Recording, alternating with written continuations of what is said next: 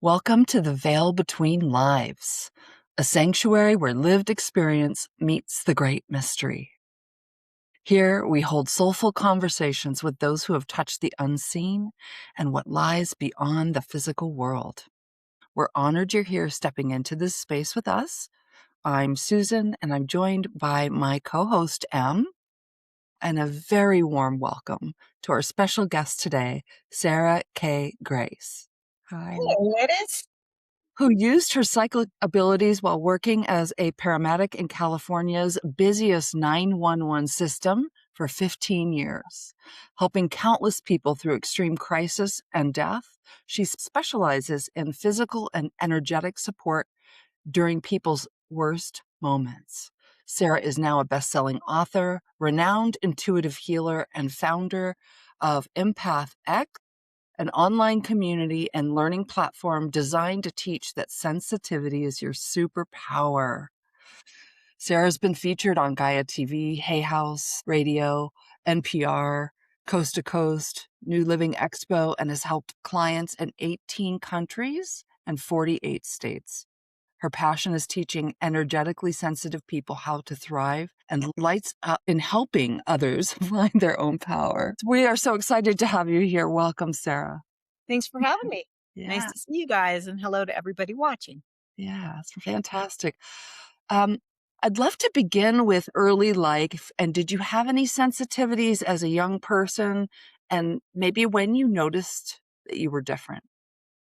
I was 7. I was 7 in South Dakota in the middle of nowhere pre-internet. So there was no Googling why I am the way that I am. For me, my abilities began with auric field colors. So I could see colors around people, like imagine a street lamp at nighttime in the halo, and just different colors around people. From there, it went to feeling their feelings, knowing their thoughts, evolved into seeing disease in people's bodies, and then ultimately spirits and, deceased people. So it was pretty intense unfolding at the age of 7. Yeah. Did you have anybody you could express or share this with, or did you kind of just try to shut it down? Did you realize that other people weren't having the same experiences as you? Not initially. I thought, I'm just a kid and this must be how it is. But it wouldn't go away. I thought it was going to go away. I hoped it would go away. But it didn't. And so my family structure was very violent and unstable. It was not safe or supportive for me to necessarily ask. But eventually, because it wouldn't go away, I did finally ask a family member. And unfortunately, I was met with the hellfire and brimstone. Don't talk about this or we're going to send you to a loony bin bit. So obviously at such a young age, very impressionable.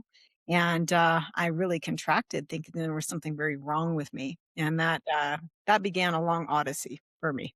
Mm-hmm. Yeah. I can relate to that. Yeah. I can relate to a lot of your story, but particularly that. I remember at a young age being told that I would be taken to the circus if I kept, I had just a natural intuition to do yoga, and, I called them bendy poses at the time. And I was told by a family member who came stomping out the door, who was tired of my shenanigans doing these bendy poses, and told me that if I didn't stop, the circus was going to come by and see me and they were going to take me away.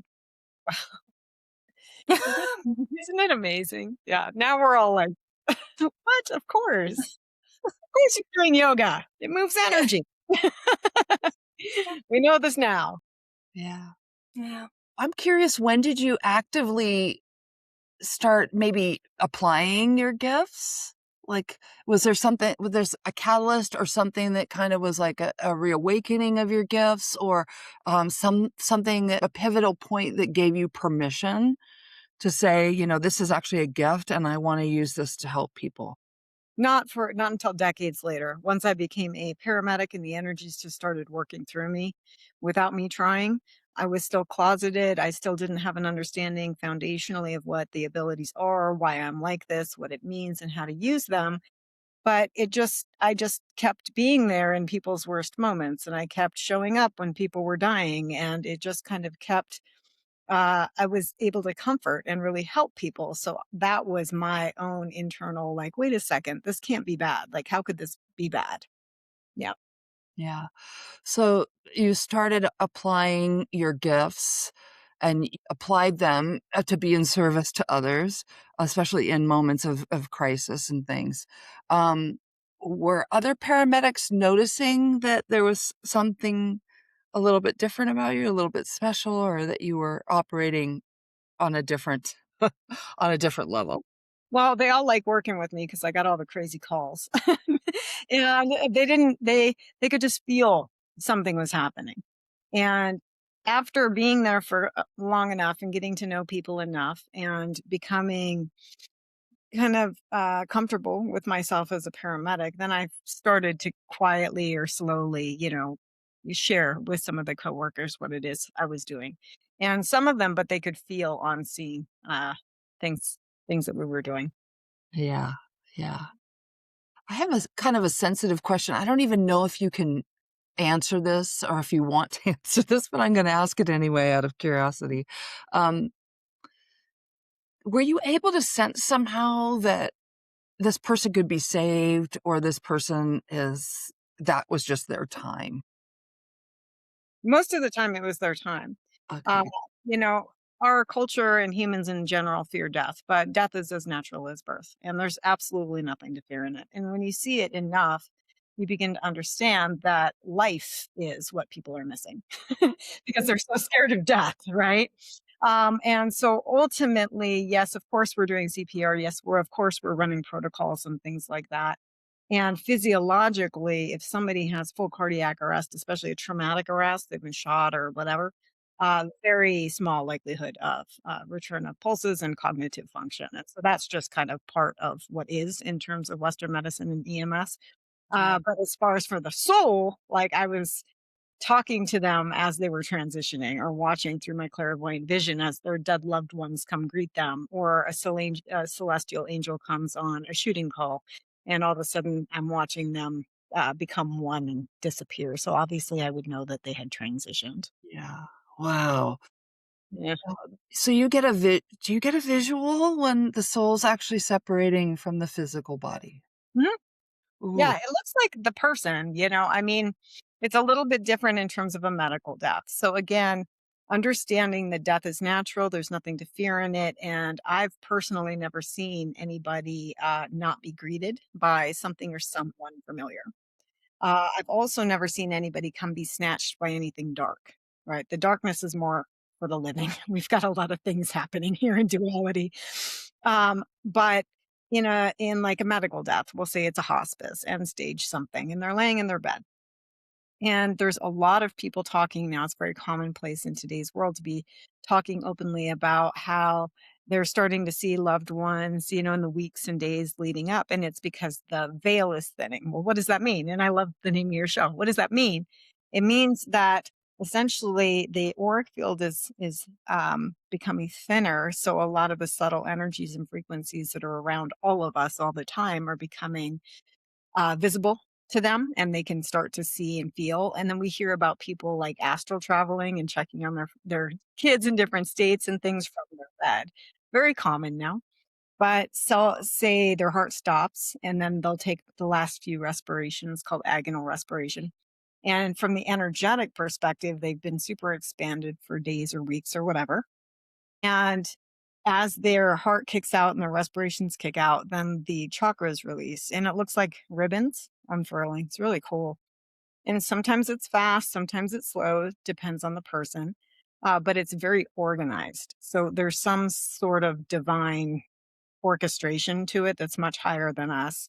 Mhm. And consciousness, the light at the end of the tunnel is the consciousness traveling up the chakra channel out the crown typically, and then it'll spurt out the top of the head, and it looks like a little water gun sprayer, like, psh, and then they'll be greeted at the top, right, usually on the right-hand side, to family and loved ones. So that's medical. And traumatic death is different because, the person didn't expect it. So they're walking along and then boom, they're drilled by a car and they're out of their body or whatever, shot, whatever. Right. And so the person's soul looks like the body and it's standing next to the body and is trying to figure out what just happened. And so I would come on scene and I could see the body in the crumpled car and I see the soul standing there. And telepathically over time, because I did this hundreds of times, it was, "You're dead. I'm gonna pull your body out of the car. We're gonna start CPR. I'm gonna take you to the hospital. This is what's happening." So I'm energetically, telepathically communicating while, of course, doing the paramedic skills that are necessary. And, almost every time, a celestial or an angel would come on a traumatic call. Now, to me, angels didn't look like winged creatures. It's a resonance, it's a vibration, it's a consciousness, and it's very, very nurturing. So it's like the sweetest, yummiest love ever. And it's so calm. And it would start like fireflies and it would expand out and it would just blanket the scene. So the person is standing there all confused, looking at their body. And then they're starting to look at this like, what is this really pretty? Boy, this feels really good. I'm going to go over here. And then they would eventually embrace and disappear. And so at that time, I knew that the soul had transitioned, but I still have a job to do. Like we have to Right. run. Mhm. Right. So I have a question, but I think it's a two-part question. So the first part is, so were you seeing spirits prior to your NDE? And second of all, did your NDE kind of give you a different, obviously, a different perspective of what was happening after the Yeah, process? that's an awesome question. So my NDE was after an overdose when I was like 19 or 20, and I became a paramedic at like 25, so 25-ish, and so there was a chunk of time between. So my deal was that I came from a very unstable, unsafe, volatile dynamic, and then I had all these get to see, colors and all these sensations all the time. So I didn't have any way, any structure, any understanding as to like how to regulate all of this. My mom died early and then I kind of spiraled off. And so for me, drugs, alcohol, promiscuity, running around, and I overdosed and had a near death experience. And honestly, I was ready. I was like, I'm not into this. Like it was extremely violent on top of the sensitivities that I'm shamed and condemned for. And I was like, I'm good. I'm wrapped. I don't need to go back. But my near death experience was very beautiful, very gentle, gold mandalas, fractal mandalas, in a heightened state of consciousness, which is essentially what a near death experience is. Unity consciousness or heightened state of consciousness. Everything makes sense. You become everything. There's no more boundaries to like you. And you start to see all sides of things, right? And so first I'm floating and I'm finally out of the pain of this life. And I finally had a sense of like a break. And so I was welcoming that. And then I heard a female voice, and I believe it was either my higher self or like a guide. Think like Oracle in the Matrix, right? And she's very eloquent. She was more eloquent than this, but she was like, "We get it's been hard, but if you come back, you're actually going to help a lot of people." And at first I was like, "No, I'm good. I don't want to do it." And she's like, so a couple of more rounds of kind of like, we know. And, when you're in that heightened state, again, you can see and feel everything. So it made sense. And it made sense to me that if I came back, all of what I've been through would make sense and I would actually be able to help people with it. So I obviously chose to come back. That said, what I didn't realize at the time was that I was still going to have to take responsibility for my life and clean myself up and do the boots on ground work to get a handle on myself and get a handle on my traumas and get an understanding of what all of this is. And so I came back from this, it's all amazing. And we see this all the time in medicine. Everybody's doing plant medicine right now, which is fine, but it's all unity. Oh, blissed out. It's amazing. I get it. And then 7 to 10 days later, you come back because problem of permanence, like we're designed to forget. Yeah. And so I had seen spirits as a kid before this. The near death experience didn't trigger my visions. My visions have always been like my primary gift is clairvoyance. And after the near death experience, the biggest thing was I realized nobody was coming to save me. I realized that yes, my experience is intense, but it's my responsibility, right? Because this is the way I am. So what am I going to do about it? I was really angry about that. I had a big chip on my shoulder for a long time because I had been through more trauma than most. And it would be understandable for me to like be an addict or whatever. But I realized, like, okay, again, I saw that experience. You kind of remember. And now it's about implementation. It's about integration. It's about what are we going to do with it? Yeah. You mentioned that some of the things you experience there, the understanding of everything makes sense, and we forget when we're here in a physical body. Do you have a perspective on why you think we forget? Yeah, it's part of the human design. So here we are in a dualistic paradigm, and there's light, dark, yin, yang, contrast. There are the five, six senses, and then there's going to be gravity, which is not my favorite. and and then the egoic infrastructure, which gets a really bad rap in the spiritual community, but the egoic infrastructure is vital to the human experience because we're all unity consciousness for always, like all of infinity. That's all happening. Like the 5D, the 11D, everything all these people are talking about, it's always happening.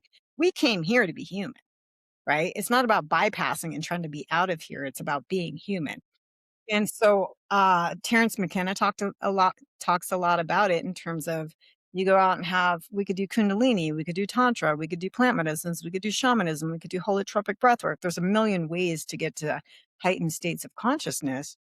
And then usually 7 to 10 days, you're designed to forget because then there's a laundry and then there's bills and then there's your kids, and it's all of it. It's not just being like blissed out and levitating above a yoga mat in lotus pose. That's not like the point of being human. The point of being human is the experience of contrast. Yeah. Yeah, and there's no right or wrong. Our spirit is here for the experience. I think that's such an important thing when I understood that. So there is no good or bad, right or wrong. Mhm. And sometimes these tough experiences, right? We actually learn and grow a lot from those tough experiences. Most. Yes. No, my most profound teachers have been the people that were the most challenging to me. Yes. Sure. Very, very interesting. And on that subject, um, what is your perspective on past lives, reincarnation, soul groups, and do you believe we actually plan to meet up with those significant others as part of our path when we reincarnate? Or I Sure. believe it's happening at the same time, but It's all at yeah, the same time. yeah, There's no past. yeah, It's all parallel, right? And, so yeah, it's one of those things that to a degree, and as you remember, there's literally trillions of dimensions. I mean, it's so much bigger than the human mind can comprehend. And we are very, humans are egocentric and earth centric, thinking like we're the end all be all. Not even close, man, compared to a lot of the things that are out there in different experiences. And so it's, yes, we're reincarnating here, but we're also living in all of these different other realms, and there's so many different facets of your like we all probably have upwards of 1,000 lives happening now, and all of that data goes into the oversoul, right? And the oversoul's like this warehouse going into the akashics, and it's so big for the mind. But the way that humans are, we're like, oh, I've been here 325 times, and I was, everybody's always a famous person in their past life. Nobody's like the homeless person. You ever notice that? It cracks me up. I'm yes, like, oh, you yeah, guys. funny. And so I'm with you. I think to me, it's all parallel. It's all happening simultaneously. Yeah, yeah, Yeah, I'm so glad you're talking about that. Um, so I don't usually share my story, and especially, in this format. But I opened up about it a little bit with our last guest, and so in my NDE, I laid in the ICU for some time afterward.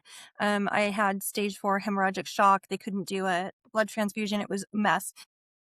So it ended up that while I was laying in the ICU, had 2 very real, what I thought was dreams until later when I started to get my head around what had happened, where I stepped into a past life. Yes. Mm. past life. But after many, many years, decades of kind of shamanic journeying and really trying to figure this out for myself and what was believable, what wasn't believable, right? Because I'm trying to get my own human head around the experience that I had, was that I was actually going in and out of the lives that were currently in Totally. existence. Totally, Yeah. girl. Yeah, I call that bleed over. There can be bleed Yeah. over from different ones, and usually it's from trauma. And stage 4 hemorrhagic shock, girl, most people don't survive that. No, I know, no. I've seen it, and, yeah, so obviously you're still meant to be here. Yeah. Yes. Yeah. It's pretty shocking. Yeah, a lot of times we wanna take that and be like, "Okay, that life is playing out, it's got its own information, its own data." Sometimes we can have, like, an ache or a pain or something, somebody comes in with, like, they were stabbed or hung or burned or whatever. And so one of the ways to mitigate that bleed over is to strengthen the auric field and to really ground the energy. And not for you, because you were exploring and you're coming back and trying to make sense of.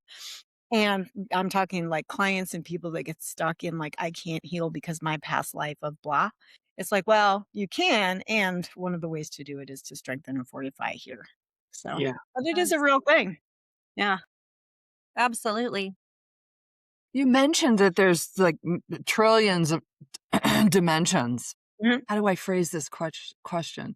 Um, are some of them unlike Earth? Are some of them what like we would call like, alien planet or alien dimension or different form, like different physical or maybe not even a physical form, Mhm. some other kind of an energetic form? Totally. Yeah, it spans. Picture being on a beach and you look both ways and it goes as far as you can see. And then you look down and every single grain of sand is an entirely different universe. So each universe has the planets and that infrastructure of whatever that particular, right? And another way of thinking about it, and this comes from both my clairvoyance, my shamanic journey, my plant medicine time, like this is lived experience of 20 plus years of journey work.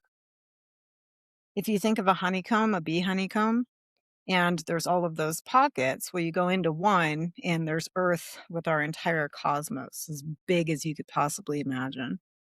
From there, like you pull back and you can go into something else. So to answer your question specifically, yes, it defies the human mind. I used to get out there and like paramedic the universe because it's how I'm wired. I'm like, answer my questions. I want to know. And I kept asking the universe, like, show me how it works. And they're like, no, show me how it works. And finally, they showed my head exploding because it's too big. You can't possibly understand. We're in duality, so there's two sides. There's dimensions with 33 sides. There's dimensions that are so dense, there's like no movement. There's in terms of the intelligence, and it's not just aliens and the concept of aliens. It's intelligence in entirely different civilizations. So we think we're like the bee's knees. I'd rate us about a C minus, maybe a C plus when it comes to the intelligence scale of what's out there. It's absolutely mind boggling. And that's cool, but what are we doing here? Right? Like how can we take this knowledge, take this awareness and land it in a way that helps us be integrated, be powerful in our lives. That's kind of my jam because I see a lot of people kind of float out and get lost in the ethers. And that's fine. But to me, it's like we can have the awareness, but if we can't anchor it, then I believe we're missing the point. Yeah. So I'm a past life regressionist, so I work Mhm. a lot with people in past lives. I'm curious if, obviously sometimes people will have a spontaneous remembrance or something will trigger, or will be curious enough to inquire about the deeper levels of the layers and levels of the self, right? Um, but I'm wondering your perspective on why we don't remember more of our past lives because it is kind of happening all right now. Like we seem to have compartmentalized. I think there are some really good reasons for that. I'm curious of your perspective. Again, I think it just goes back to the way of the human design, with the senses and the egoic infrastructure, because the point is to have our sense of separation and just our little human, I'm separate from you and this is my life and this is what I like and don't like. And that's the context of this paradigm. And so when that much data rolls in, it destabilizes the nervous system and it can just really jack people up, right? They can be non-functional or get really ungrounded or trigger all kinds of nervous system and emotional Yeah. issues, and Yeah. there's all kinds of things for it. So it's designed that way. We're Yeah. designed that way. I think it might be overwhelming for the psyche, and I actually have a perspective that some people with certain mental health diagnoses actually have too many channels open at the same time, and I think Yeah, it's very confusing. Yeah, for yeah, sure. Did you ever hear, like, they brought up some, like, from South American, some old shamanic people, and they went into like psych wards, and they're like, that you have all the gifted people in here, yeah. right? Yeah. I mean, there's a fine line between psychic and psychotic, and there is a delineation. And for the most part, your description, too many doors and windows open. Exactly. Yeah. Yeah, yeah. Yeah. Mhm. So how do you balance this all this stuff that's going on? I'm assuming that you're always online, right? Mhm. So how do you on a daily basis keep yourself from, you know, Yeah. That I used to just float away. I used to get really ungrounded and destabilized and disassociated. I didn't have any sense of like power or control because I didn't understand it. So it's all about nervous system regulation and attention. Just because you can see it doesn't mean you have to do anything with it, right? And so it's discernment. And I'm aware of things all the time, but if I'm off duty, I'm off duty. But it took me a long time to get to that point where I understood that I had choice. And in order to be powerful as a sensitive, we have to live in our body. If we are disassociated, if we are floating up and out all the time, if we're constantly journeying and we're not like landed, we're not going to be able to be anchored and powerful. So it's nervous system regulation, grounding your energy, and discernment. A lot of It's a sense. great question. Yeah. Yeah, yeah, it's yeah. really helpful for sensitives. Mhm. Absolutely. So many of them just don't feel, I mean, I spent half my life feeling so victimized because I just didn't get it. And I couldn't turn it off, and I didn't wanna be this way, and I just wanted to fit in just like anybody. And ultimately, though, when I just figured out, like, it just hit me, nobody's gonna do this for you. You gotta figure it out. Mm. And I started with what I advocate is pick your most prominent gift. Start there. Research it, become familiar, and then move on to the next. Most people feel everything and they're absorbing. And so, what is that? Clairsentient and being an empath. Why is it like that? Nervous system is higher attuned, right? Why are we taking it into the body? How do we not? And then you learn about it, and then you go out in the world and you practice. And then, if you're seeing or hearing or channeling or medium, then you take each one of those and continue to work within that. That's great advice. Yeah. Great advice, and I think that a lot of people, um, hearing that will really appreciate it. Yeah. Mhm. I wish somebody was there 25, 30 years ago to me and be like, hey, girl, nothing wrong with you. This is one of the reasons we have this show, so that people can understand that this is part of the human experience, right? And Right, I and believe there's so that many of all us. yes, Yeah, yes. so Yeah. many. And I Yeah, and I love this step by step, like, just take it one step at a time. Don't have to like, for myself, it was so overwhelming, I was just like, "Turn this crap off, like, I can't take it anymore." Like, literally put a cap on it. I'm not open for whatever's going on. I don't know, but I don't wanna know.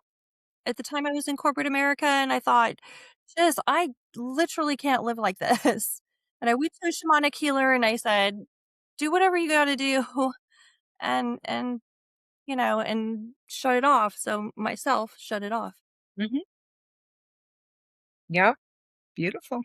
Little pops of the cork here and there, like, "Okay, I think I can handle this right now. Mhm. Think Yeah, maybe." it's just learning to, well, we trust, and when we understand what it is, that is just, energetic acuity. We are able to pick up and perceive subtle, right? It's around everybody, but a bunch of people can't feel it or see it. We can. Yeah. And they can't understand how it is for us. I swear to God, why did they put TVs in gas pumps? Everything is so loud all the time. So there's things, there's ways, there's tools. Like I wear earplugs everywhere. Like I can't go to Costco without earplugs. Are you kidding me? Because there's so much stimulus and the fluorescent lights buzzing and everybody's, thoughts and things. So just getting some, I like swimmers earwax because it's clear and you can make it custom fit to you so nobody can even see it. Saves your life. Like you go out and you're just not going to be bombarded because when that much stimulus comes in, it pings the neuron motor neurons, which zap the nervous system, jack your cortisol, throw off your catecholamines, and you go into a whole response, right? And that's what keeps that state of overwhelm. And when we're overwhelmed and we feel like that, we want to disassociate. We're like, yeah, I don't know. I don't know. So things like earplugs or things like, there's a million tools, grounding mats and Mhm. all kinds of things. Yeah. Tiny pair of hearing aids that I can wear. You can't see them. They're really tiny. They hang on the back. They've got a little tiny fine wire that goes in and produces a different like a sound that distracts my brain. Mhm. So, Wow. Perfect. Wow. whatever it takes. Whatever it takes. Yes. Totally. Definitely, definitely. Yeah. I'd love to talk about, so you are a medical intuitive, it's part of your practice. Can we talk about this and how it works, and what is your process, and what do you see when this is happening, or what are you feeling, or what are you experiencing when you're working with someone? Well, medical intuitive is not something that I like started out thinking I'd be, and it makes sense, right? With my sensitivities and my paramedic background, it just kind of rolled into the medical side. And things just make sense to me because I've literally seen organs outside of bodies. So like I know what it all looks like and what it's all supposed to be, right? But when people come, so I have a full-time medical intuitive and psychic surgery practice for over 10 years now. And so what it is, they'll will show up and I can see the person, right? And I'm not seeing clairvoyance with my eyeballs. So when people are wanting clairvoyance, just understand it's like an energetic overlay. It's almost like a film that's overlaid over the person. So step 1 is we're just looking at general construct of the field. Step 2, meaning like what's the color? What's the range? Are there any leaks? Are there tears? Like what's my initial glance? From there, next, I'm going to look at where are the blocks and I'll be drawn really to where the tightness is in the body. Once we start the reading and the clearing, it's like I go into them, right? And then I can kind of poke around in the organ systems and clear the field, balance the hemispheres, open the chakra channels. To them, it feels like being pressure washed and rotor rooted. It's like we're moving a ton of energy. But my whole jam is one, we got to make it make sense. Two, it's about empowering the person because they are their own greatest teacher and healer. They are their own guru, right? And helping them understand their own power, and getting to the root instead of just, treating all of these symptoms. So that's kind of my jam. So they can sense you working on them. Mhm. Yeah. I had a friend that saw a medical intuitive once, and she said, "I could feel him moving around inside of my body." Yeah. Mhm. Yeah, it's trippy. And the reason that we can do that, again, it doesn't make sense, but we're moving away from Newtonian physics, thank goodness, because we're not machines, right? Like our heart, like it's so funny to me that Western medicine separates everything. It's fine, it is. But like, of course, it's all working together, you guys. So we're shifting into quantum reality, and quantum entanglement is you mess with one particle and another particle at a great distance moves at the exact same time, right? And there's no like definitive explanation for it because quantum reality is not you can't put it in a box. But that's how distance energy works. When people are like, but how could you possibly do distance energy work and it would be effective? Well, that's how. It's quantum entanglement. It's literally quantum physics. Yeah. What about the psychic surgery? Psychic surgery is going to be more specific to whatever their issue. Mhm. And oftentimes, so I see case and it's all interconnected. All right. So, important to know, one, your aura is not one color. It's a ton of different colors, and there's many layers to the auric field and all of these different hemispheres. So it's not just one color, and the chakras don't just perfuse like one thing. Like it's very popular to think, "Oh, my root is red and my sacrum is orange." And again, this is Western mind trying to like put things in boxes. The reality is that the different chakras are just spinning energetic warehouses, if you will, that want to perfuse through the organ systems, but it goes all the way through the whole body and around the entire auric field. So in psychic surgery, what I see all the time is we could say fibromyalgia, right? Which is just kind of a loose leaf. Western doesn't know what it actually is, so we're going to stick it in a box called fibromyalgia. Oftentimes, it's going to be gut biome issues like a leaky gut and adrenal fatigue, hormone imbalance, and a leaking auric field. That's usually what fibromyalgia is. And so what do we do about it, right? So we got to take it step by step. And I'm going to come from the outer layers of the auric field. And if you're leaking, because you're probably, if you have fibromyalgia, you're probably an overgiver. You're probably a chronic caretaker. You're probably not getting your needs met. Probably have a hard time with boundaries and speaking up for yourself. So we're going to look at all of those things, see how it's registering in the field. I'm going to come in, I'm going to take care of any leaks through the psychic surgery. Now, psychic surgery can look to me like Western surgery, but of course, I'm not physically working on anybody. It is like an energetic, we'll go up and almost like put stents in people, people with fibroids, or if we have like prostate cancer, or we've got like tumors or cysts or things that need to be, it's very dense energy. And we're going to be in the process if there is a deep constriction or contraction, something like a shunt or a drain or a stent, energetic. Yeah. Mhm. So again, it makes sense with my Western background that I would understand how to do that in the energetic context. And it's not about, it's about clearing and moving as much energy as we can in the field so that the system can begin to perfuse. Well, what people don't realize is that healing doesn't really feel good a lot of times because energy is there in the way that it is because of their core programs, their fears, their behaviors, their it's like we're all doing what we're doing, man. So the energetic presentation is there. And then in order to heal, we have to move and integrate. There's nothing bad, there's nothing to be gotten rid of, and you can't just like exhale and let it go. It's just not like that. We have to face it and integrate it, and from there, we bring higher, like just love and homeostasis and balance and vitality into the field. That starts the process of their healing, though, because they're going to have to face what got them there in the first place, right? So, what I do is I pull people out of the ditch, I'll stabilize, triage, energetically overhaul them, get them up good to go, and then hand them like a 3 to 6 month curriculum so they know what to do. Because it's all great to get an energy clearing, but then you gotta go live your life, right? And so it's about that's why I'm always like, their responsibility for their own health, personal accountability is everything when it comes to life, really. Yeah. Absolutely. Wow, what a great explanation. God, I have 2 questions. Well, first of all, I agree, that we have to rewrite this program. Like, we've got all these programs that we've been carrying for our whole physical life on Earth, right? And so just going one time and having a healer work on you is not gonna rewrite that program that's been so strongly instilled and reinforced for so many years. So, obviously, you're well trained in the medical field. And obviously, you have all of these special gifts.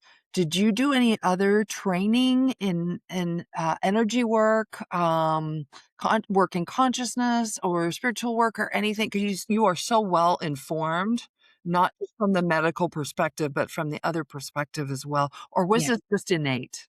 It's both, but I've got about 25 years under my belt of studies and personal experience. And for me, it began with dealing with my own trauma, dealing with my own toxic shame, dealing with my own like behavioral like addictions and things.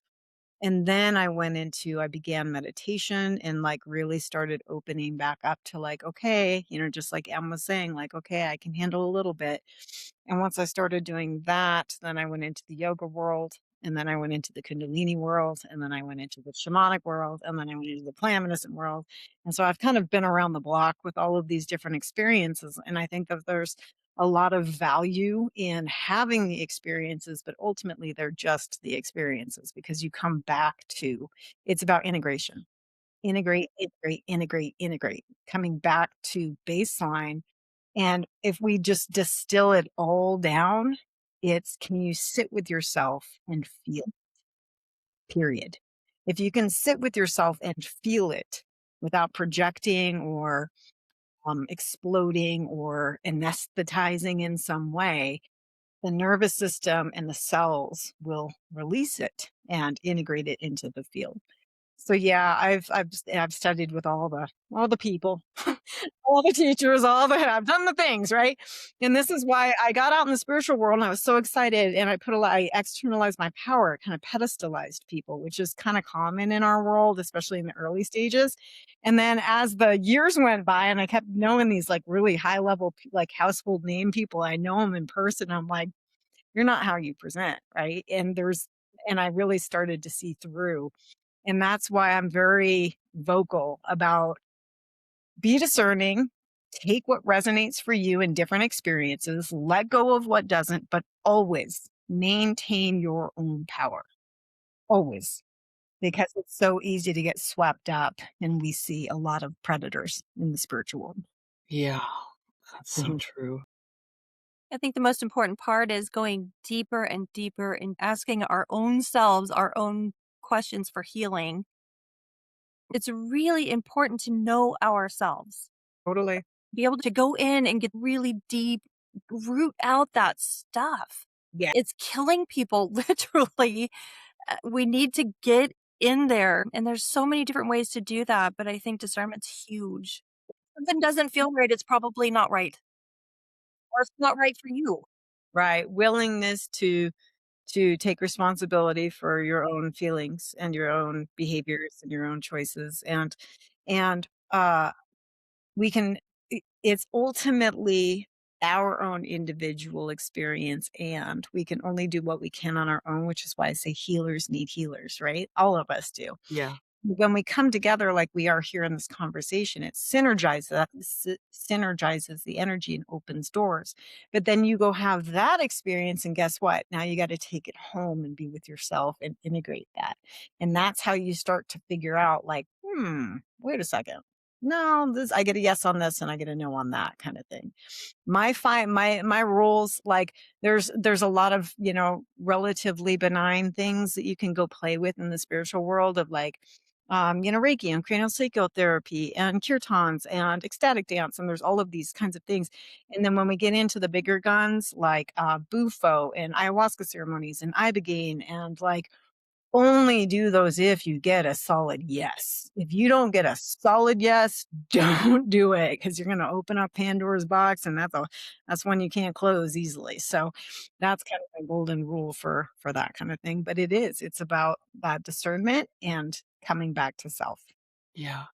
Hmm. I love what you just said because maybe I didn't present it the way that I was thinking. It is really important to have somebody to ask the question that right, to ask the questions need to be asked. Hmm. Um, but you really going deep and not like that surface level stuff Hmm. doesn't work. Yeah. That not the um kind of the fake or the faux stuff that's not hitting the heart. Yeah. Totally, girl. And I was tracking. Yeah, I've spent. Yeah, picking Yeah. up what you're putting down. I get you. Yeah. Yeah. All of it. It's both. It's always both. But ultimately, to me, so this is the thing. One of the hardest. It can be so hard for people. They're like, but I don't know what I like. I don't know what I feel. Because culturally we are taught to be so like we're just bombarded with stimulus. We're constantly, it's like fear porn out there, like constantly being in fight or flight. We are taught to externalize our power to doctors, to, teachers, to, gurus, to whatever. And so again, part of the current design that is shifting and is beginning to shift and crumble is people are so desensitized, and even more so, they're just so fried and they're so overwhelmed that they have no idea where to even start or how to connect to themselves. So for those guys, and that's rampant, right? And so for those guys, we got to just start super easy of like, okay, let's just put down the device, right? Yeah. And then, like, we have to be real about what it is we're actually doing because so many of us lie to ourselves about, well, I'm not drinking that much. Just another, what is it? Another Xanax or another Percocet or Oxy or whatever. I mean, everybody's up to something, even if it's just scrolling, right? So we start to like be real without any judgment. And the paramedic in me, I've seen it. So I'm like, whatever, as long as it's not going to kill you right in front of me right now, let's like, we can work with it. But we start to be real about that. And if they're willing to start to pull away from that a bit so that they can learn, okay, maybe I should move my body. Maybe I should drink some water. Maybe I should breathe and sit in the sun for a second. I mean, just do that and you're going to feel a lot better and that'll start to create space. But culturally, we're so saturated and conditioned to be cut off from ourselves and our power. That's by design, right? And that's why people have a hard time, like, "I don't even know." So it's all of it, and that's why you meet people, like, we're having this great conversation, and then you learn from them. What I see, what I did, I totally own it, man. I drank the Kool-Aid. I tried to wear the clothes and be all, like, flowy, and I was like, "I've run too many 911 calls, you guys. I just can't do it. It's not real for me. I gotta just be authentic to me." Yeah. There was a lot of projection on me that I need to be softer and I need to be more light. And I tried, but I was like, I'm designed the way I'm designed for a reason. I can do things that a lot of people can't and go into the depths of, the human condition repeatedly where a lot of people can't. And that's my purpose, right? So just understanding everything's all right. We're just going to take it slow. We're going to like meet them where they are and give very practical things that they can do. And as they take little steps, then they're going to feel less amped and they're going to have more space in their system. And then we can start, oh, here's some meditation. Oh, here's medical qigong. Oh, here's a little tai chi or yoga or whatever. And it's just kind of, yeah, feathering it in like that, Yeah. Wow. Yeah. Incremental baby steps sometimes. especially for where humanity is right now. Yeah. Yeah. You touched on this a little bit earlier, but I wonder if there's anything else you can expand on it because it's one of the things that you like to talk about and to share is the term energetic empowerment. Mhm. Yes. Not being a victim of your sensitivities. Okay. And so again, first and foremost, understanding there are billions of us, like roughly 1.6 billion that are out. And so we could probably double that with the people that don't know or are still closeted. Mm. What does it mean to be energetically sensitive? Our nervous systems are just pinging and we have access to more of the subtle information because maybe some of those little doors and windows are slightly ajar and we're getting that, energetic input. So what's happening with our systems is again the cortisol, the nervous system is running hot. We usually run hot, we run dry. We get very, very deep. We get dehydrated, hormone imbalance, endocrine imbalance, adrenal fatigue and failure, jacks up the gut biome, and then we go into all kinds of clinical presentation. So my point is people are waking up as empaths. And there's a ton of people like, oh, I'm an empath. And now there's a bit of a victim culture to it. Like, I'm so sensitive, I can't function. I did that. First, I did that. I totally did it. D- Uh, it just got to that point too where I got so sick of my own crap because I was like, what are you going to do about it? So you're super sensitive.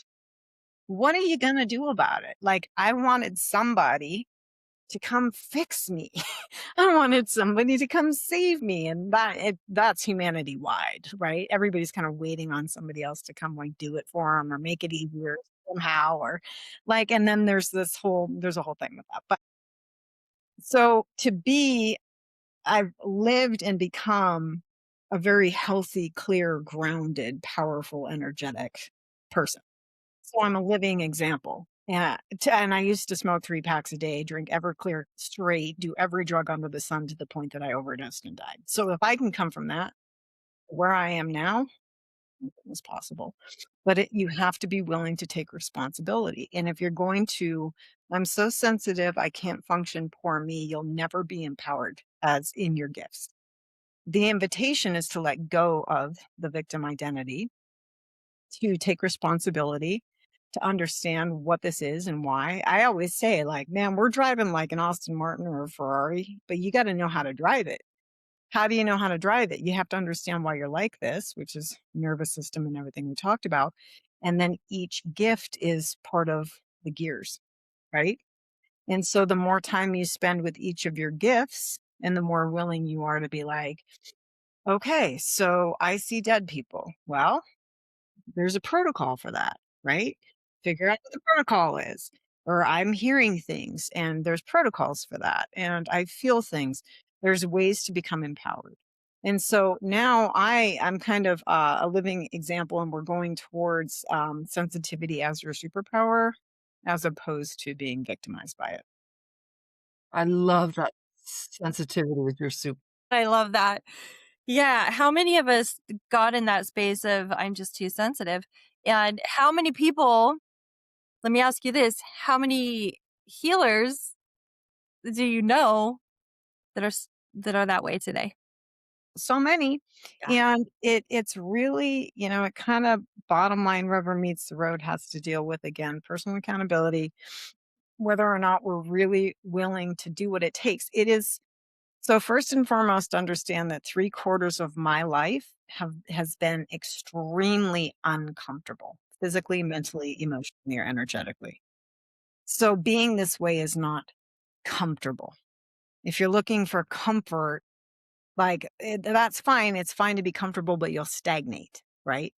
So I've just gotten to the point where it's like I've accepted, right, that discomfort is kind of part of this. I get all happy when I am comfortable and it feels really good. And I also know that it's like there's nothing wrong if you're uncomfortable. It's part of growth.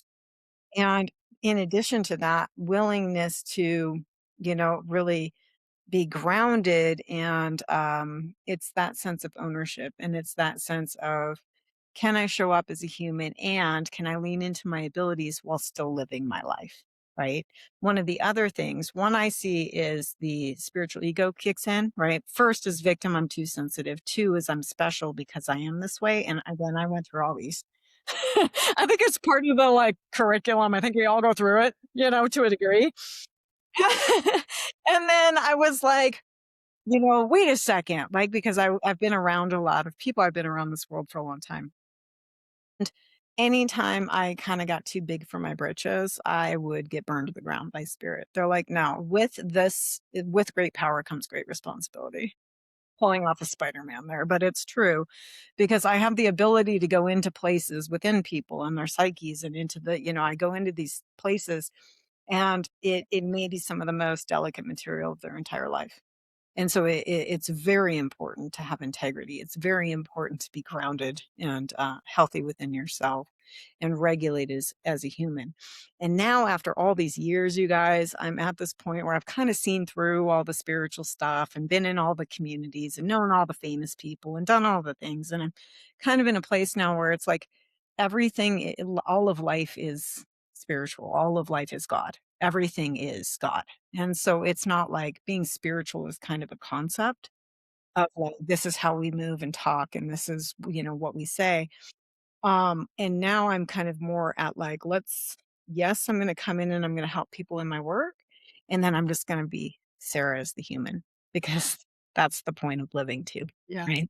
Mhm. Yeah. So well said. Oh my Yeah. goodness. And if we think about having a spiritual life, in spirit, then there really is no room for all the other garbage, Hmm. right? If we're truly living a spiritual life, that's oneness. Yeah. Yeah, well, I mean, everything is energy and everything is consciousness in its own form, and everything serves for what it does. I used to really subscribe and give my power away to a lot of these ideologies of, I'm supposed to always be happy and like blissful and love and light and do a ton of plant medicines and somehow I'm going to arrive somewhere. No, it's not it, man. We're here to there's still, you got to clean your cat box, man. And you still got, taxes. Like none of that's going away. And so if we can understand that there's all of those experiences, but then can you just be you, right? Can we sit with the contrast? Can we be uncomfortable? Can we go through perimenopause or like whatever our, an irritation with our kids or whatever it is that we're going through? Contrast, contrast, contrast. And that's really was my biggest eye opener when I'm seeing these world famous people that are saying one thing, but in the real world, they're just completely different. That's when I was like, oh, wait, we gotta figure out a way to just make this real. Because to me, the ultimate spirituality is authenticity. Just be real. Yep. Just be real. Ugh, so well said. Yeah, and the point is not to reject ourselves or our personalities or likes or dislikes or whatever, but to live in them, Yeah. to live, To live. right? That's And not deny yourself mm, or these things that, these behaviors or whatever. If you don't like them, then there are tools to learn to transform them. But to deny them will certainly never get you, you know, to peace. That's for sure. well, But what you resist persists too. So we that's gotta be right. that. Tell me not to do something, I'll double down on you. Yeah. Right? Me. And so that's why I'm just super real and everybody's up to something, right? I know Yeah. everybody and I don't have any judgment. So we're just gonna look at like, okay, what's working for you? Well, what are you getting out of it? Are you willing to like let it go? Are you willing to, so there's ways to work with all the things. Not fearing darkness, not fearing duality, having an understanding of contrast and what it is. And if there was no if there was no darkness, there could be no light, right? And so the more willing you are to go down in and face your insecurities, your fears, your triggers, we all have those parts of ourselves that we don't like that much, or it's not all that like, great. If you can sit with that part of you and accept that part of you, it integrates into your field and becomes part of your power. From there, you have access to the equal opposite, which is going to be a higher frequency of light that you will then be able to sustain in the field and in the cells for longer periods of time. These light chasers, the people that are only trying, they don't like have anything to do with darkness. You may as well just cut yourself in half and half of your power, and you'll never be able to fully integrate your power if we're yeah, not being willing to go down into. My kids often remind me of of the person that I want to be and that I am falling short of. Ships, I swear to God. They're like, it's always the people closest to us, man. Yeah, Always. always, of course. Us, like, yeah, you think you're enlightened, go spend a week with your family. Gee, Yeah. it's just how it is. It's my husband has me fooled that I'm much farther along than I think I am. And it takes one of my kids to enter the room to remind me of my place. Totally. It's amazing how fast it comes back too. We can be doing this for decades and it's like right there. And there's always just that invitation. So what I like to do is just remind people everything is all part of it. You can never mess it up, right? There is no arrival. Some days will be a lot more like Zen and Aikido, the triggers, and we'll be like, yeah, I did it. Look at me. And then the next week we get hit with something and just lose our shit, right? And so it's all okay. It's all okay. And if we can just keep pulling back power, not project onto other people, Mm, not demand that other people do things so that we feel a different way. It's about maintaining your own power and responsibility. absolutely, 100%. Yeah. What do you think is happening on the planet right now energetically? I don't mean just planet Earth, but all of the beings. Like, do you see a shift in consciousness? Is there an expansion happening? Do you have a perspective on? Yeah, my understanding, I mean, obviously we're going through a foundational shift, right? And we're kind of in the very end stages of extremely compressed dark masculine energy, which we've been in for a couple thousand years. And my understanding, take it or leave it, is that we have there's like this divine timeline that goes 1 to 2,000 year in topical overlays, and it's always shifting and playing. Because you got to remember, we are consciousness, like the macrocosm is experiencing itself through the micro, through our little experiences, right? And so it shifts, and we've been in this dark masculine, Piscean era, and now we're shifting into a light feminine, which is more the Aquarian.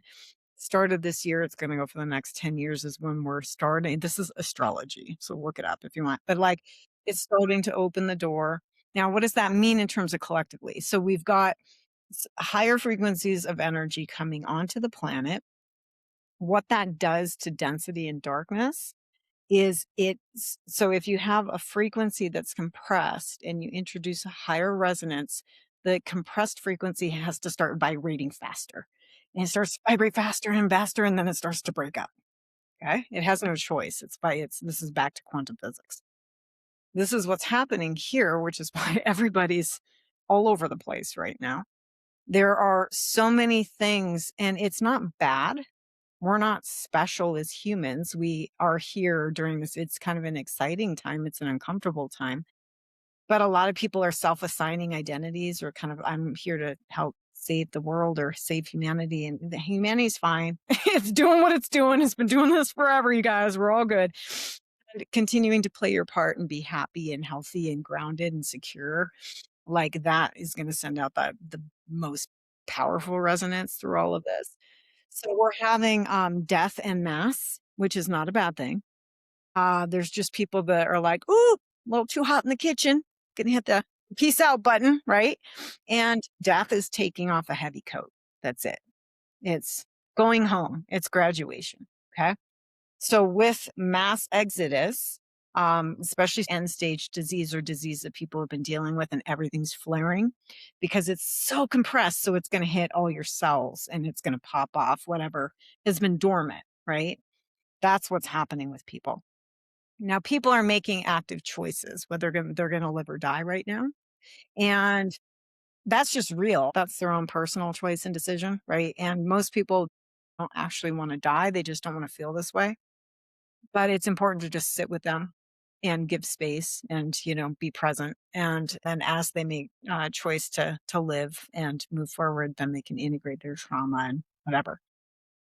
Is it going to be like, are we going to ascend to light bodies and have everything be bliss? No, it's not the point of being human. Again, that goes into a spiritual ideology around 5D and 11D, where somehow they think it's going to be a bliss state. That's already happening in 5D and 11D, you guys. This is the 3D. So we're here for this. Now, over time, it's going to, it is shifting. We can see that. How I think it's going to go is more, one, there's going to be a ton more death. And the people that are coming in, boy, these kids are coming in equipped. Holy crap. These kids Are they're like samurais energetically. I'm like, you're 5. How do you know how to do that? Right? serious. Crazy what I'm seeing with teenagers and stuff Yeah.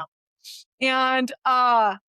And so more holistic, more community based, more organic, and just more personal reliance, personal accountability, better communication, that kind of stuff. So we have the capacity to go that way. Now, the reality is, though, AI is a thing. I don't have a strong read on what all is going to go down with that, but that's a pretty big wild card. So it may be that humanity goes completely out. And that's not even a big deal because that's already happened, documented 5 times. So even though there's nothing to fear in that, right?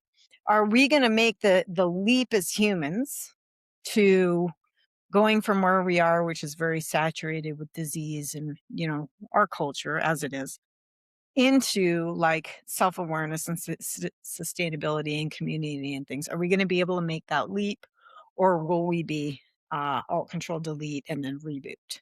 I don't know, to be honest with you. I don't know. Yeah. But it does sound like a shift is happening for sure. Obviously, Yeah. Yeah.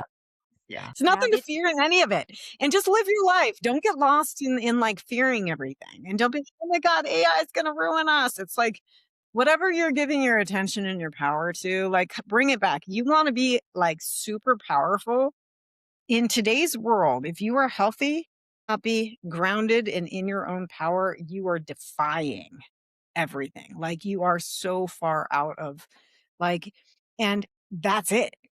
Do that. Like, be happy. Unplug from, like, the fear porn and all this. Don't watch the news. Like, pull back and regulate your system and be happy and be present and be appreciative and live your life and go to the mountains and take the trip and eat the cake and do what you want to do, because this life is absolutely guaranteed to end for all of us, and Yeah. none of us knows when.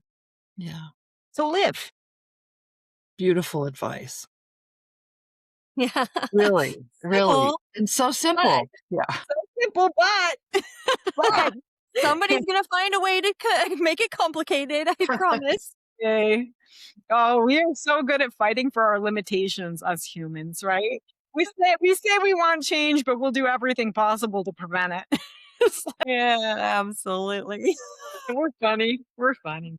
So I'm a little bit curious, just as we kind of start to wrap up here. What is EmpathX? I think this is going to be great.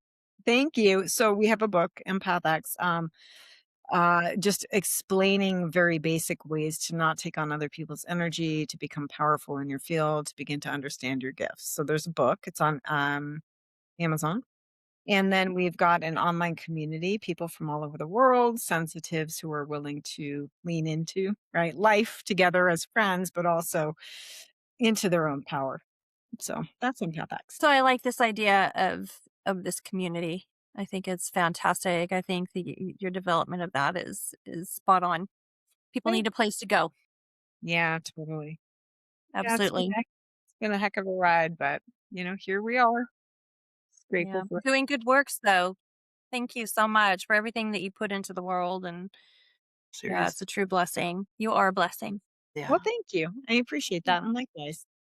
Yeah, Di we're stronger together. I think Absolutely. it's all of us supporting one another. None of us is more important than the other. And we're all like threads of the tapestry, you know? Yeah. That's how I like to roll. I think I saw on did I see was it, on the Empath X or on your offerings that you give, or maybe it was both, that again, this is a, you give people like a program, like, this is not like a one-hit wonder, you're healed, but you give them there's a curriculum, right? There's a process in, like, 3 months or 6 months. Yeah, because I tailor it to each individual because Mm. everybody's different. I need something different. But like if somebody wanted to work with me, then you could get a session. And in a session, first we'll just chat about what you got going on, what you want out of it. And then we'll do the energy work portion, which is the medical intuitive read and the psychic surgery. Again, like pressure wash, root, and just kind of get to the roots. From there, they'll get some sort of 3 to 6 month curriculum. That's going to be like supplements, breath work, yoga poses, meditations, like all the different things that they can do to apply this so that they can sustain it. The important part too, I think, is the sustaining it, right? I think that's the part Absolutely. that's missed sometimes. It's literally everything. Yeah. And that is awesome to go have these huge, experiences. And it's ultimately what you do with it. Yep. Yep. 'Cause you can do all the healing in the world if somebody walks right back out and starts practicing the same behaviors. It's gonna go right back to what it was. Yeah. Yeah, Totally. exactly. Yeah. Yeah. Do you have any wisdom to share with our audience for anybody who's navigating a trauma or starting to be curious about their spirituality, and maybe if they're having coming online with some gifts or something like that? So either or both of those. Yeah. And they're usually interconnected. Yeah. So first and foremost, acceptance of where you are in your life, and then accountability. From there, we're going to learn to ground ourselves because so many people are dysregulated. So nervous system regulation and grounding your energy. There's things like, we'll just go outside. Yes. Go outside, right? There's jump up and down on a trampoline. You can wear ankle weights. There's all kinds of ways to ground yourself. There's ground hands, but just go outside and sit in the sun, you guys. Drink some water. You're gonna feel better. So grounding, and then from there, you're gonna learn about clearing your energy field. So we would talk about the hemispheres with the auric field and the chakra channels and the meridians. Rosewater spritz, lavender spritz, sage, palo santo, juniper, a million ways to clear your field. But you're going to start to do that every day as well. From there, it's about we got to get physically healthy. There's a ton of people that are gifted, super unhealthy, not grounded, right? So we want to get a handle on the adrenals. Our adrenals are usually taxed. Balance the gut bile, make sure you're in your body. So you're fueling it properly, you're getting the supplementation, you're getting hydration, you're moving, you're breathing, you're sleeping. And from there, you're going to start looking at what your gifts are. Okay. And so usually when you're going through grounding, clearing is easy, but like Epsom salt baths is great for clearing too, but grounding. And when you're starting to get into your body is when all your trauma is going to come out because that's where it lives. It's in your cells, right? And so that's when stuff starts coming up and people are like, "Oh, this doesn't feel good," or "This isn't whatever." And it's like, "No, you're actually progressing. This is you come down into your body, you're going to meet your traumas, you're going to meet your blocks, you're going to meet your fears, you're going to meet your restrictions, be with it." And then, handle or feed and hydrate appropriately. And then from there, you're going to just be feeling better, like as a human. Remember going back to the Austin Martin Ferrari thing. You got a Lamborghini, man. Pick your car. I don't care, whatever you want. Like now we learn how to drive it, Yeah. right? And you want to know what the biggest challenge for people, aside from personal responsibility, because that's a tough sell. So much easier to bypass, right? But like, aside from personal responsibility, guess what the biggest thing and the biggest snag for people in healing is? They get so identified with their healing process that they never want to be healed because they don't know who they are. This. And it gives them something to do to be constantly for decades on this healing hamster wheel. What are you doing if you're actually healthy and healed? What are you doing if you feel good? People are like, what? Right? And so watch that within yourself throughout your process. If you're becoming too attached to like always processing everything, Yeah. yeah, well, we'll flag there. Yeah. So it's Spend some okay. time having fun, right? Yeah, it's let yourself live. And I speak Oh, from experience on all these things. I have done all of them. So I can right. laugh at myself and be like, I did it. I get And it. sometimes twice. And then ultimately, you just get over yourself. At least I get over myself because I get sick of saying the same thing. And I'm like, okay, there's got to be something else to do. Menopause is the perfect process for that, I'll tell you. Seriously. All of our focus is on- Totally. I'm tired of myself. Can't do it. Oh, well, my gosh, it's been so wonderful. I have enjoyed this so much. Me too. Um, That's awesome. how can our listeners find you? So you can find me at sarahkgrace.com, and that's Sarah with an H, kgrace.com. You can find the books on there, EmpathX information on there. I do one-on-one sessions. I have an online group, and I have courses and books and all the things, whatever. And so just reach out. Yeah. Yeah. Fantastic. All right. And we'll put your links in there as well Yeah. to everything. Yep. Well, I Yeah. appreciate it. Yeah. All right. For our listeners, thank you so much for stepping into this space with us. And if you feel nourished or inspired by the Veil Between Lives, please subscribe, like, share, comment, or leave a review. It helps those conversations reach the souls meant to find them. Thank you so much. Bye, everyone. Bye, guys.